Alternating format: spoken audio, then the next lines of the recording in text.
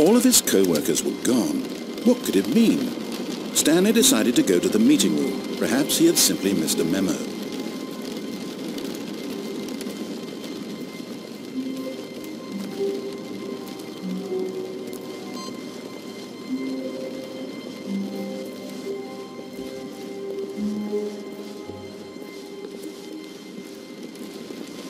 When Stanley came to a set of two open doors, this was not the correct way to the meeting room, and Stanley knew it perfectly well. Perhaps he wanted to stop by the employee lounge first, just to admire it. The lounge was sublime, a work of art. What was it about this room that called so deeply and so personally to Stanley?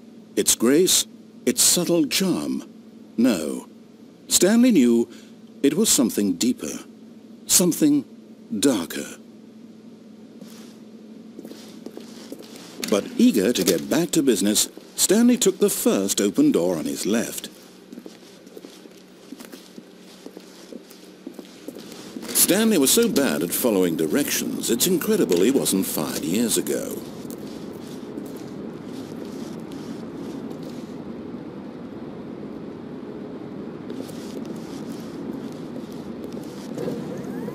Look, Stanley, I think perhaps we've gotten off on the wrong foot here.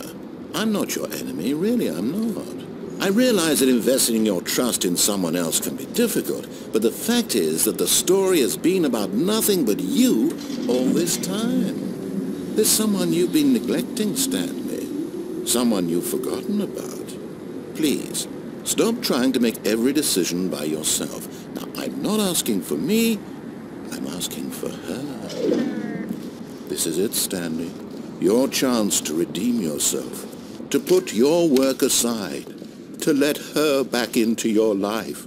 She's been waiting. That's her, Stanley. You need to be the one to do this, to reach out to her. If you can truly place your faith in another, then pick up the phone.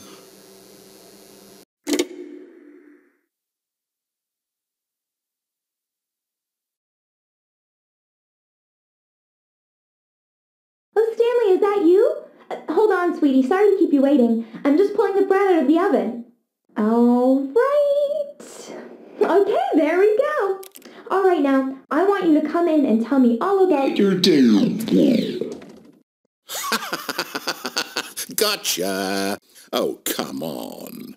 Did you actually think you had a loving wife who'd want to commit their life to you? I'm trying to make a point here, Stanley. I'm trying to get you to see something.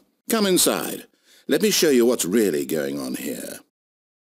Sorry, but you're in my story now.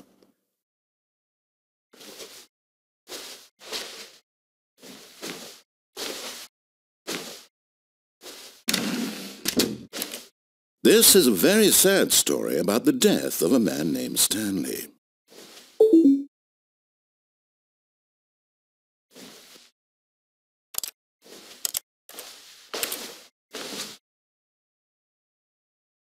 Stanley is quite a boring fellow. He has a job that demands nothing of him, and every button that he pushes is a reminder of the inconsequential nature of his existence. Look at him there, pushing buttons, doing exactly what he's told to do. Now he's pushing a button. Now he's eating lunch. Now he's going home. Now he's coming back to work. One might even feel sorry for him, except that he's chosen this life. But in his mind, he can go on fantastic adventures. From behind his desk, Stanley dreamed of wild expeditions into the unknown, fantastic discoveries of new lands. It was wonderful. And each day that he returned to work was a reminder that none of it would ever happen to him.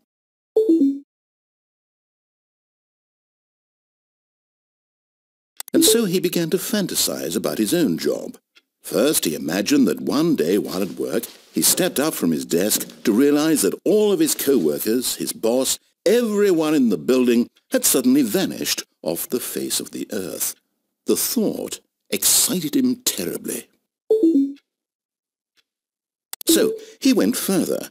He imagined that he came to two open doors and that he could go through either. At last, choice. It barely even mattered what lay behind each door.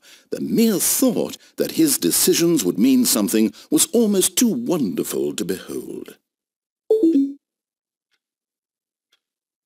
As he wandered through this fantasy world, he began to fill it with many possible paths and destinations.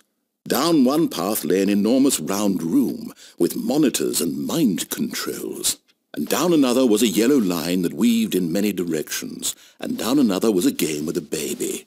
And he called it the Stanley Parable. It was such a wonderful fantasy, and so in his head he relived it again, and then again, and again, over and over, wishing beyond hope that it would never end, that he might always feel this free. Surely there's an answer down some new path, mustn't there be? Perhaps if he played just one more time.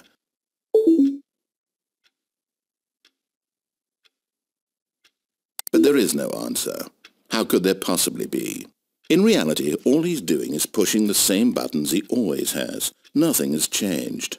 The longer he spends here, the more invested he gets, the more he forgets which life is the real one.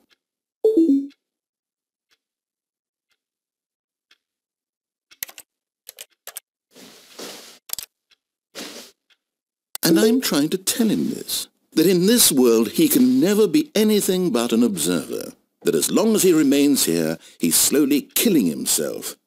But he won't listen to me. He won't stop. Here, watch this. Stanley, the next time the screen asks you to push a button, do not do it. You see? Can he just not hear me? How can I tell him in a way that he'll understand that every second he remains here, he's electing to kill himself? How can I get him to see what I see? How can I make him look at himself?